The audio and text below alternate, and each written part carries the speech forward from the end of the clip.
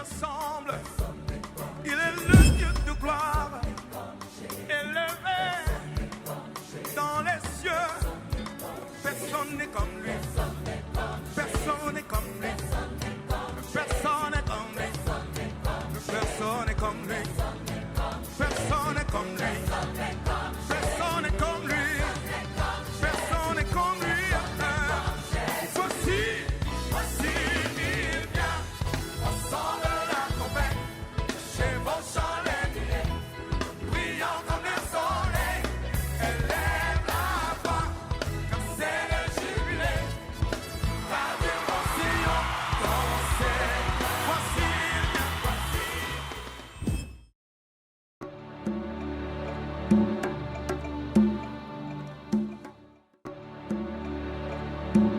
Merci Saint-Esprit de Dieu, merci notre Dieu, car nos cœurs sont remplis de ton esprit maintenant, pour nous conduire dans ta puissance Seigneur. Ta parole est la vérité, sanctifie ton peuple par la vérité dans le nom de Jésus. Amen. Amen. Nous allons nous asseoir pour écouter la parole de Dieu. Dieu ne cesse de nous parler.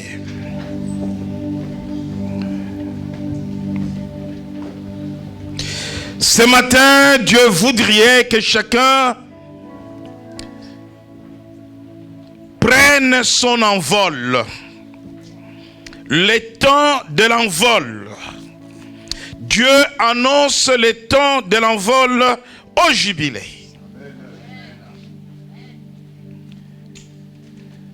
Le temps de monter dans les hauteurs. Le temps de servir dans la grandeur.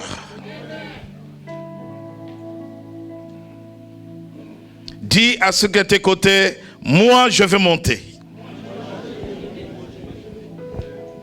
Alléluia. Le temps de l'envol. Le temps de l'envol pour le jubilé. Bien-aimés dans le Seigneur, tel que Dieu, dans sa sagesse, a créé le monde, il y a des choses que Dieu a créées pour la terre. Il y a des choses que Dieu a créées pour les cieux.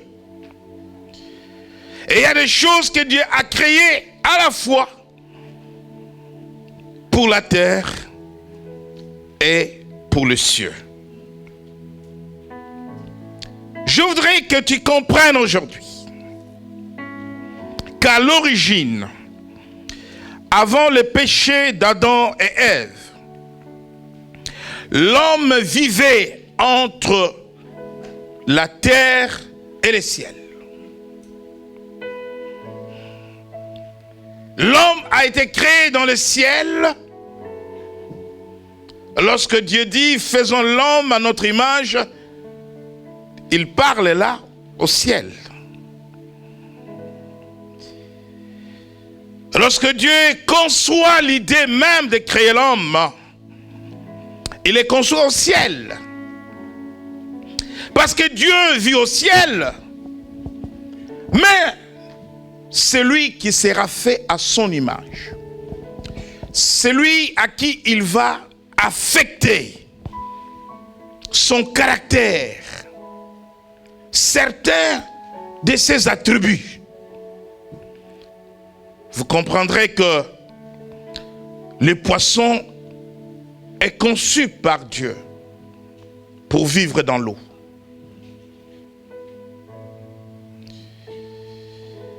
Le lapin n'est pas conçu pour vivre dans l'eau. Parce que Dieu a doté l'homme de ses attributs.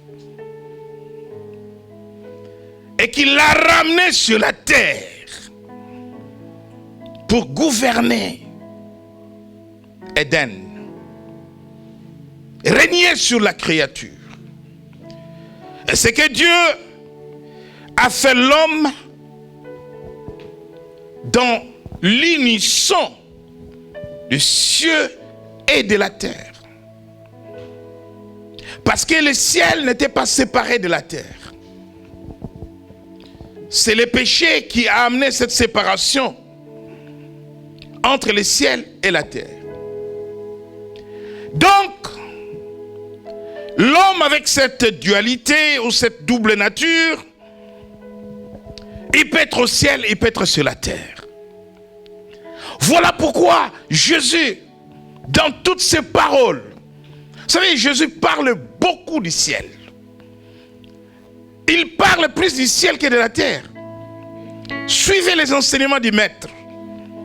Il parle beaucoup de son Père. Et quand il parle de son Père, il dit « Mon Père qui est dans les cieux ». Et quand il apprend aux disciples à prier « Notre Père qui est aux cieux ». Il parle de sa mission. Il dit « Mon Père qui m'a envoyé ». Cela veut dire qu'il est venu de quelque part. Alléluia. Il est venu de quelque part. Les temps de l'envol. Bien-aimés, le temps d'aller dans les hauteurs est venu. On n'a jamais fabriqué un avion pour rester au sol. Lorsque l'avion reste longtemps au sol, il occupe le tarmac de l'aéroport pour rien. Si l'avion a une panne difficile, irréparable, on le détruit. Parce que sa mission n'est pas de rester au sol. L'avion vient au sol pour prendre les carburants, prendre les passagers et monter. Alléluia. Tu as été créé pour monter. Alléluia. Tu as été créé dans la grandeur. Tu as été créé pour aller dans les hauteurs. Alléluia. Voilà pourquoi la Bible va te comparer à un oiseau. C'est que Dieu veut faire avec toi dans ces temps de l'envol. C'est que Dieu veut faire avec le jubilé dans ces temps de l'envol. Nous lisons la parole de Dieu dans le livre d'Ésaïe. Nous lirons à partir du verset 29 et du chapitre 40. Du verset 29 au verset 31. Nous lisons la parole de Dieu, Ésaïe 40, du verset 29 au verset 31. Il donne de la force à celui qui est fatigué, et il augmente la vigueur de celui qui tombe en défaillance. Les adolescents se fatiguent et se lassent, et les jeunes hommes chancellent. Mais ceux qui se confient en l'Éternel renouvellent leur force. Ils prennent le vol comme les aigles. Ils courent et ne se lassent point.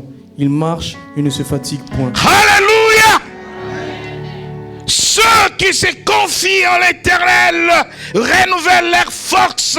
Si tu es fatigué aujourd'hui, Dieu veut que tes forces soient renouvelées. Tu as besoin de la force. Il faut que tu sois fort. Tu as besoin de la puissance.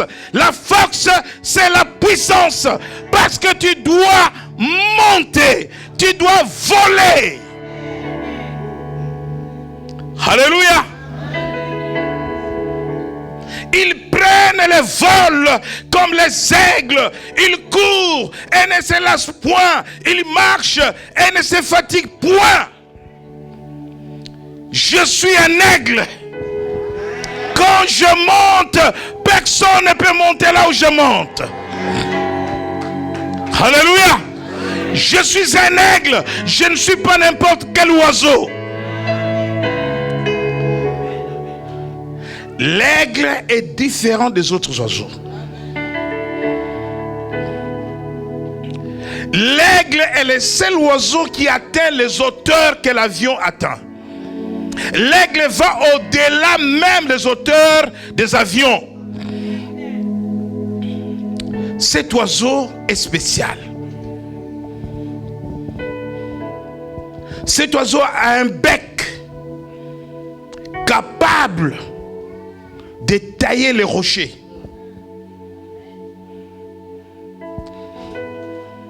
Voici ses caractéristiques. C'est un oiseau spécial.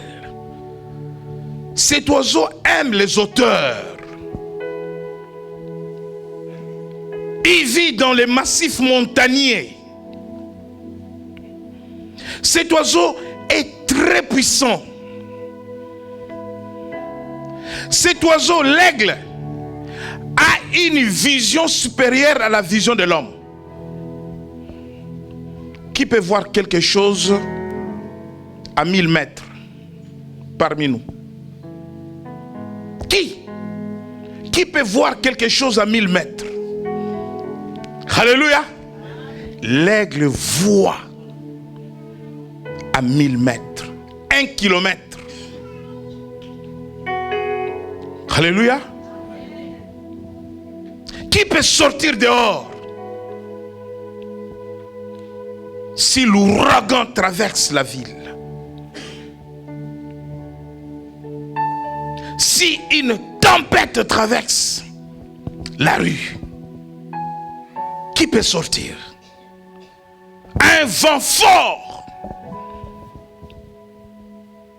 qui fait tomber des maisons. Quand il y a la tempête, tout oiseau se cache dans son nid.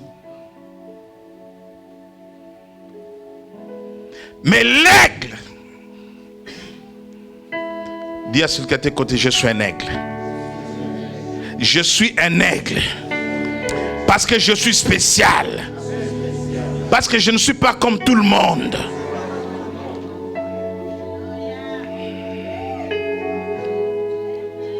L'aigle a une vue spéciale, une vision supérieure à la vision de l'homme.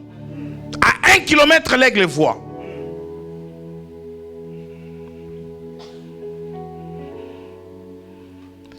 Les autres oiseaux, quand ils vont chercher la nourriture,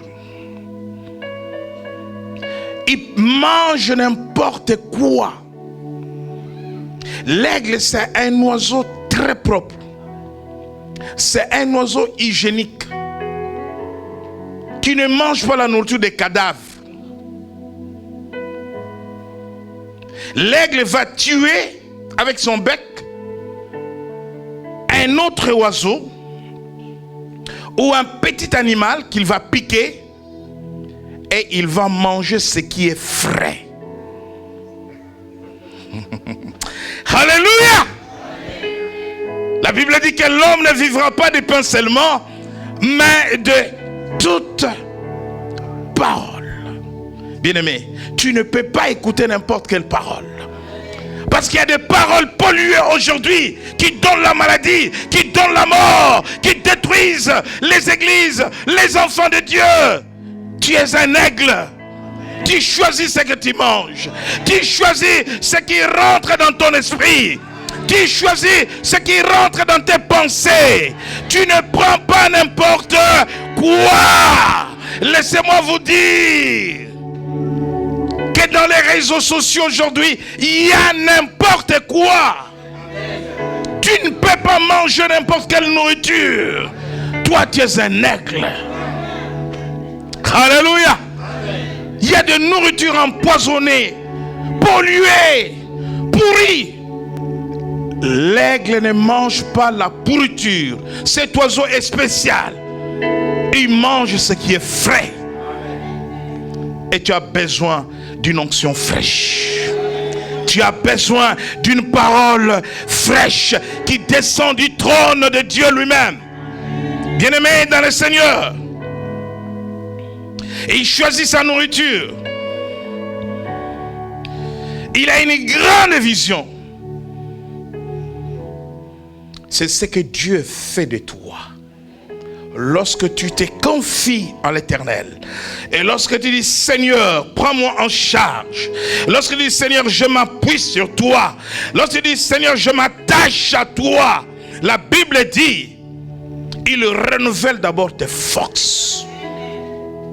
Parce que l'aigle, pour monter dans les hauteurs, a une force, une puissance spéciale que les autres oiseaux n'ont pas. Il renouvelle tes forces. Et cette force, c'est la puissance. Il dit, vous recevrez le Saint-Esprit. Mais il dit, vous recevrez une puissance. Le Saint-Esprit survenant sur vous. Lorsque le Saint-Esprit survient sur un enfant de Dieu, il reçoit l'onction, il reçoit la puissance. Cette puissance lui permet de monter dans les hauteurs. Quelqu'un dit avec moi, je vais monter.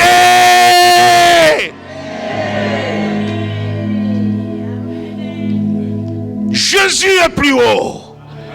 Et Satan est plus bas. Et toi, tu es plus haut comme Jésus. Alléluia. Là où l'aigle arrive, personne ne peut les rattraper. Bien-aimés dans le Seigneur, je vais, en étudiant les caractères de l'aigle, de cet oiseau, parce que Dieu dit qu'il veut faire de toi un aigle. Alléluia. Ce que Dieu veut faire de toi, c'est ce que Dieu a vu dans l'aigle. L'aigle a une grande vision. Une vision de loin. Alléluia. L'aigle voit à 1 kilomètre. Il voit un objectif à 1 kilomètre. Avant d'arriver là où il va, il voit déjà. Il sait où il va. Bien-aimé dans le Seigneur, un enfant de Dieu qui veut aller loin, un enfant de Dieu qui veut monter, un enfant de Dieu qui veut aller dans les hauteurs. Dieu dit, je vous élèverai dans les hauteurs des nations. Je vous amènerai dans les sommités des nations. Un enfant de Dieu qui veut aller loin. Un serviteur qui veut aller loin. Une église qui veut aller loin. Il faut d'abord avoir une vision. Ce que tu vois, c'est ce que tu vas réaliser. Tu ne peux pas faire des choses que tu n'as pas vues. Alléluia. Tu ne peux pas réaliser des choses que tu n'as pas rêvé. Alléluia. Vous savez, Dieu dit à Abraham, va-t'en de la maison de ton père. Abraham a obéi à Dieu. Il est parti de sa patrie, de la maison de son père. Et je dis toujours que cette sortie d'Abraham avait deux significations. La sortie physique, séparation physique, mais aussi la sortie spirituelle. Parce que Dieu l'appelle. Bien-aimé, Abraham est né au milieu de l'idolâtrie. Quand Dieu l'appelle, Abraham devient une autre personne. Abraham va avec Lot. Lot va commencer avec ses serviteurs à entraîner Abraham dans la distraction. Bien-aimé, Dieu ne t'a pas appelé pour la distraction. Dieu t'a choisi pour des grandes choses dans ta vie.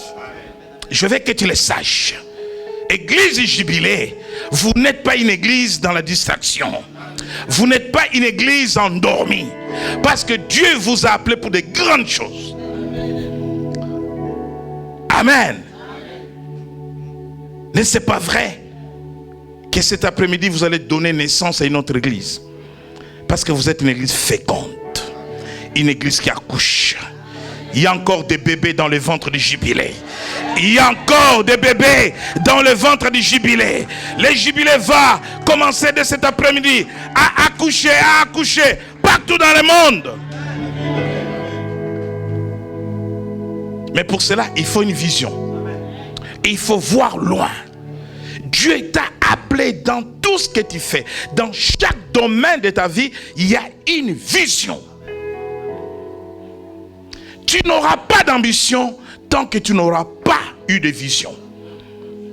Tu n'auras pas de but à atteindre dans ta vie. Tu n'auras pas d'objectif à atteindre dans ta vie tant que tu n'as pas de vision. Dis à celui à tes côtés, j'ai une vision pour ma vie. J'ai une vision pour ma maison. J'ai une vision pour mes enfants. J'ai une vision pour mon entreprise. J'ai une vision pour mon mariage. Même si tu es célibataire, dis que j'ai une vision pour mon mariage. Alléluia. Bien-aimé, Abraham tourne en rond. C'est des disputes, des futilités, des petites choses. L'autre qui vient, oh oncle, tu vois, tes serviteurs se sont disputés avec mes serviteurs à cause de bœufs, à cause de ceci, à cause de l'eau.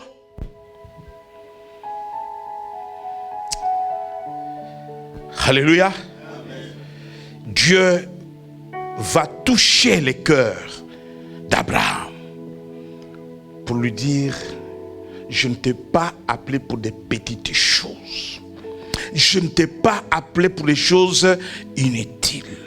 Bien-aimé, quand tu es dans des choses inutiles, quand tu es dans des petites choses, quand tu es dans la bassesse, tu ne peux pas voir de grandes choses. Et tu ne peux pas monter plus haut. Est-ce que quelqu'un veut monter? Alléluia. Les petites choses vont t'empêcher de voir grand. César, parlons grand. Alléluia. En Côte d'Ivoire, on dit parlons grand. Et quand un Ivoirien te dit parlons grand, ne viens pas avec des petites choses. Parlons affaires, parlons argent, parlons business, parlons projet, parlons grand.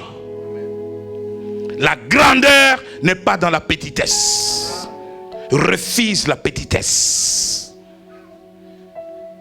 Dieu dit, mais c'est pas possible. Abraham, oh, si Abraham savait, cet homme que j'ai appelé, je vais faire de lui le père de la foi. À travers lui, je vais sortir un peuple. Lui n'a pas encore d'enfant. Sa femme est stérile. Mais dans ma vision, elle n'est pas stérile. Du sein de Sarah sortira un peuple, mon peuple. Mais Abraham n'a rien compris. Dieu va toucher l'esprit d'Abraham. Il y a des choses que tu ne fais que quand Dieu te touche. Il va briser quelque chose qui était en Abraham. Ce qui était en Abraham, les sentiments. Quand Dieu lui a dit, sors, va-t'en, Dieu ne lui a pas dit, aie pitié de ton neveu Lot, prends Lot quand même avec toi. Comment tu peux te séparer de toute la famille? Tout le monde comme ça. Prends. Dieu ne lui a pas demandé de prendre Lot avec lui. Ça, c'est l'émotion, c'est les sentiments. Tu me séparais vraiment de mon père, de ma mère, de mes neveux. Non, je vais quand même avec un neveu. Peut-être qu'à travers lui, je verrai la famille.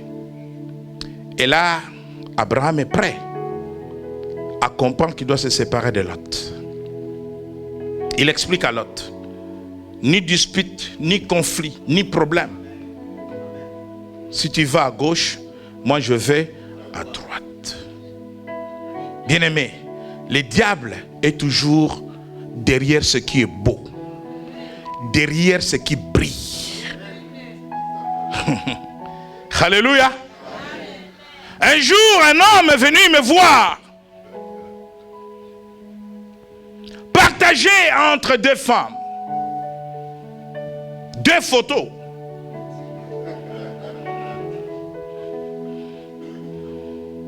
Je lui fis ses conseils. Après avoir prié pour lui. Et Dieu m'a parlé. J'ai dit, tu es dans la situation d'Abraham et Lot. Tu dois choisir. Je sais que le choix est difficile. Mais je vois une femme plus belle que l'autre. Mais derrière cette beauté, je vois un échec. Je vois une souffrance. Je vois Sodome et Gomorrhe. Mais l'autre là, je vois le cœur. Je vois une mère. C'est elle ta femme. Il est revenu plus tard me dire, si je t'avais écouté, ce qui attire toujours n'est pas bon. Vous savez, Satan, ça c'est un sujet d'examen aux étudiants de Ebenezer le jeudi dernier. Satan était un astre brillant. Il portait des pierres, l'or, diamant sur lui. La beauté était sa nature. Et dans sa chute, il a emporté cette nature. Il aime toujours la beauté. Il est toujours caché derrière la beauté pour attirer. La beauté, c'est l'appât pour lui. Sodome dit, cette plaine est belle. Là, moi j'ai choisi, mais là où il allait, c'était Sodome et Gomorrhe. Mais ce qui est important, c'est que lorsqu'ils se sont séparés, bien aimés, il y a des relations qui peuvent vous bloquer. Il y a des relations qui peuvent vous empêcher de voir. Il y a des relations qui peuvent vous empêcher d'aller loin, de monter dans les hauteurs. La Bible dit, dans Genèse chapitre 13, verset 14, nous lisons Genèse chapitre 13, verset 14, je parle de la vision. L'aigle voit à 1 kilomètre le problème d'Abraham, malgré que Dieu l'avait choisi, malgré que Dieu l'avait appelé, malgré qu'il devrait devenir le père de la foi, malgré que toute la terre devrait être bénie par Abraham, source de bénédiction. Mais Abraham ne voyait pas cette grandeur. Abraham ne voyait pas où Dieu l'amenait. Dieu veut ouvrir la vue de quelqu'un. Genèse chapitre 13. Genèse chapitre 13, versets 14 à 16, j'ai lu la parole de Jésus-Christ. L'Éternel dit à Abraham, après que Lot se fut séparé de lui, lève les yeux et du lieu où tu es, regarde vers le nord et le midi, vers l'orient et l'occident. Car tout le pays que tu vois, je le donnerai à toi et à ta postérité pour toujours. Je rendrai ta postérité comme la poussière de la terre, en sorte que si quelqu'un peut compter la poussière de la terre, ta postérité aussi sera comptée. Alléluia! Bien-aimé dans le Seigneur, tu es à Alfortville et Dieu te dit, je te donne toute la France. Est-ce que tu peux voir Marseille? Est-ce que tu peux voir le nord, Lille? Est-ce que tu peux voir le sud? Est-ce que tu peux voir l'est? Dieu a ouvert les yeux d'Abraham. Abraham, tu n'as rien compris encore. Tu étais encore dans la distraction avec Lot, dans la bassesse. Mais tu es un grand. Mais tu n'es pas n'importe qui. Maintenant, lève tes yeux et vois. Regarde ce que je te donne. Bien-aimé, il y a des choses que tu n'as pas vues encore. Comment veux-tu monter? Tu ne peux pas monter si tu ne vois pas. Lève les yeux, regarde.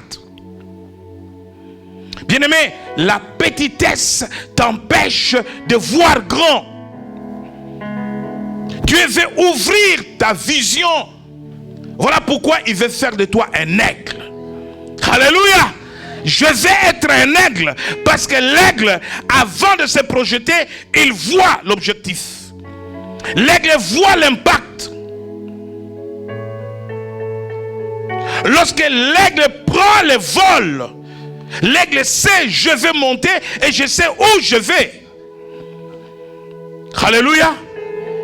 Bien-aimé, une deuxième caractéristique de l'aigle, il y en a plusieurs, mais je vais donner 2 ou 3. Pour que tu comprennes, quand Dieu fait de toi un aigle, tu n'es pas n'importe qui. Vous savez, c'est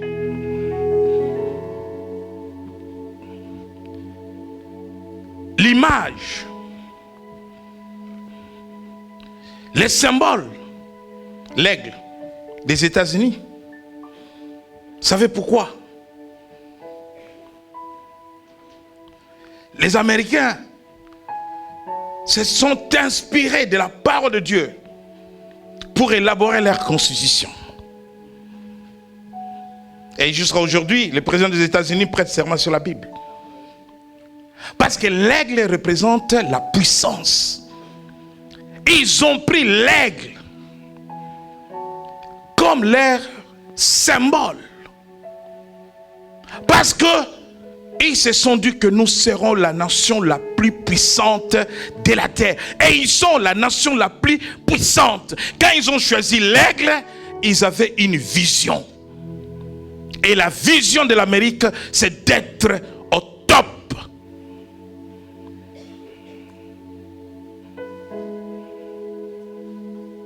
Quand le Russe ou la Chine,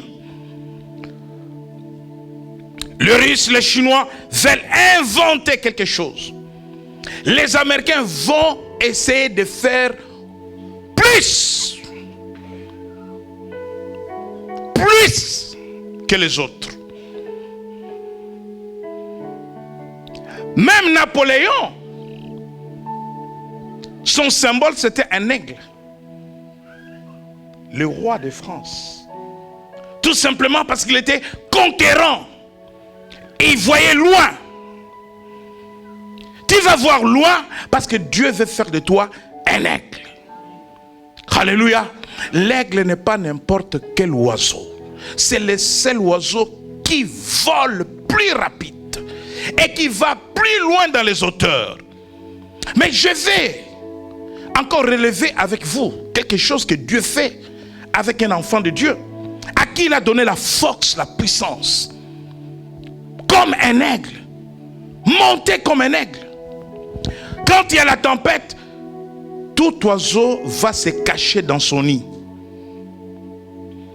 Alléluia. Alors que l'aigle est plus puissant et monte plus haut quand il y a la tempête. Cet oiseau est spécial. Quand il y a la tempête, l'aigle sort. L'aigle rentre au milieu de la tempête. L'aigle cherche le noyau de la tempête. Vous n'avez jamais peut-être vu le noyau de la tempête. Et quand il y a une grande tempête, vous allez voir qu'au milieu de la tempête, il y a un tourbillon. Et ce tourbillon-là est très fort, peut soulever quelqu'un, emporter quelqu'un. Donc je fais l'expérience de ce tourbillon. Ce tourbillon est très fort. Quand vous voyez ce tourbillon arriver, si vous êtes dans la savane, vous devez vous accrocher à un arbre. Sinon vous partez. Ouais. Le tourbillon va vous emporter. L'aigle, il va pénétrer le noyau de la tempête. Le tourbillon. Et quand l'aigle pénètre la tempête, le noyau de la tempête, l'aigle déploie ses ailes. Et quand l'aigle déploie ses ailes, l'aigle monte en puissance. Il atteint une hauteur que même l'avion n'atteint pas. Alléluia. Quand tout va bien, aigle, tu es faible. Quand tout va bien, on ne peut pas te connaître. On ne peut pas te découvrir. Alléluia. Toi tu es fort, toi tu es puissant au milieu des problèmes. Il faut qu'il y ait des problèmes dans ta vie. Il faut qu'il y ait la tempête. Il faut que ça bouge. Alléluia. Quand tu es secoué, le monde te découvre. Ta force est dans les problèmes. Ta force est dans la maladie. Ta force est dans le chômage. Ta force est dans les problèmes. Invoque-moi le jour de la détresse. Il ne dit pas invoque-moi quand tout va bien. Mais comment vous ne comprenez pas Dieu? Alléluia. Quand tout va bien, est-ce que Dieu t'a dit invoque-moi? Tu peux leur rendre grâce parce que tout va bien. Mais il dit invoque-moi. Viens, viens. Invoquez-moi. Invoquez-moi. Livrerai. Invoquez-moi. Je la détresse. Invoquez-moi. Je te délivrerai. Tu me glorifieras, tu témoigneras ma grandeur. Invoque-moi, je te délivrerai. Invoquez-moi. Invoque-moi au jour de la détresse. Invoquez-moi, je te délivrerai. Invoquez-moi au jour de la détresse. Invoquez-moi, je te délivrerai. Tu me glorifieras, tu témoigneras ma grandeur. Oh Jésus. L'aigle attend la tempête. Quand il y a la tempête, les autres oiseaux, ils vont se cacher dans leur nid. L'aigle sort. Parce que la tempête lui permet de monter plus haut. Quand il y a la tempête, cet oiseau rentre au milieu de la tempête, déploie ses ailes, devient fort, devient puissant et monte, monte, monte. Les épreuves sont là pour te faire monter. Les souffrances sont là pour te faire monter. Les problèmes sont là pour te faire monter. Plus tu auras de problèmes, tu vas déployer la puissance, l'onction qui est en toi et tu vas monter.